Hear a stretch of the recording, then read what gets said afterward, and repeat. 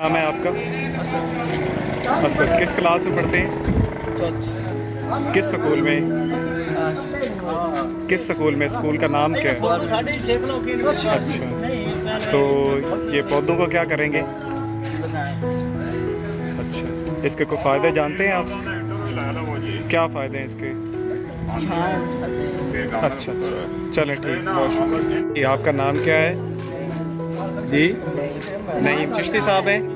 अच्छा अच्छा, तो आप पौधा लेने आए हैं, तो इसका क्या करेंगे, कैसे लगाएंगे इसे?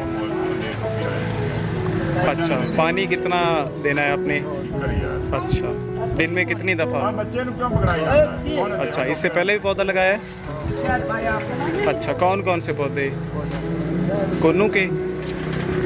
अच्छा, कोन्नू के पौधे तो ठीक नहीं है यार। अच्छे हैं? नहीं नहीं, परिंदे उस पर जाते ही नहीं हैं।